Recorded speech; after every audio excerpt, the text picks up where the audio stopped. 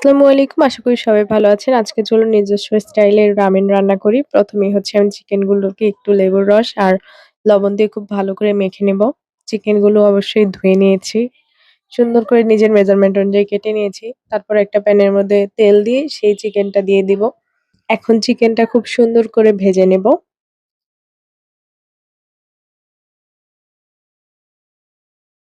মাংসটা কিছুক্ষণ ভাজার পর এর মধ্যে আদা রসুন বাটা দিয়ে দিব। আদা রসুনের পেস্টটা কিছুক্ষণ মাংসের সাথে ভেজে নেব। আর দিয়ে দিব সামান্য সয়া সস। আমি এখানে চিকেনের সাথে একটু ভাজা করে নিব। এতে খুব ভালো একটা ফ্লেভার এড হয় চিকেনে। এখন সবগুলোকে চিকেনের সাথে একসাথে সুন্দর একটা কালার আসা পর্যন্ত ভেজে নেব। এরপরে দিয়ে দিব পেঁয়াজ মরিচের কুচি। এখন এটা দিয়ে খুব সুন্দর করে ভেজে নেব। পেঁয়াজ মরিচগুলো যখন দেখব খুব সুন্দর করে ভাজা হয়ে গেছে তখন এর মধ্যে আমরা টমেটো এড করে দিচ্ছি। টমেটো এড করলে যেই রামেনটা একটু সুন্দর থিকনেস আসে। আর এখন একে সবগুলো মসলা দিয়ে দিব আম্মুর মসলার জার থেকে। হলুদের গুঁড়া, মরিচের গুঁড়া, জিরার গুঁড়া, ধনিয়ার গুঁড়া আর কিছুটা হচ্ছে গরম মসলার গুঁড়া। আর একটু পানি দিয়ে দিব। এতে হচ্ছে টমেটোটা খুব সুন্দর গলে যাবে। আমাদের গ্রেভিটা খুব সুন্দর করে কষানো হয়ে গেলে আমরা এর মধ্যে পানি এড করে দিব। আমি এখানে ৩-৪ কাপ পানি এড করেছি আমার রামেন অনুযায়ী।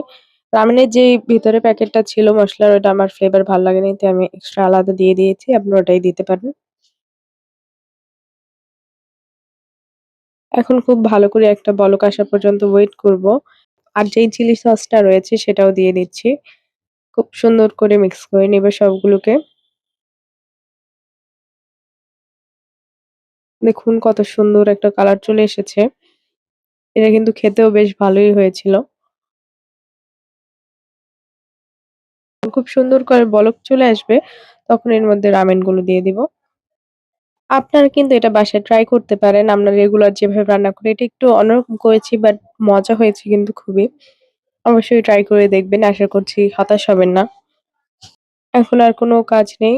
শুধু একটু নাড়াচাড়া করে দিচ্ছি।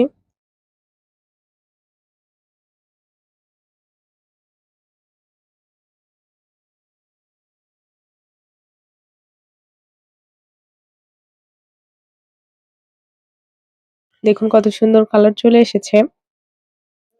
এমন নিত্যদিনের সহজ রেসিপি পেতে আমাদের ফলো করবেন। ধন্যবাদ সবাইকে।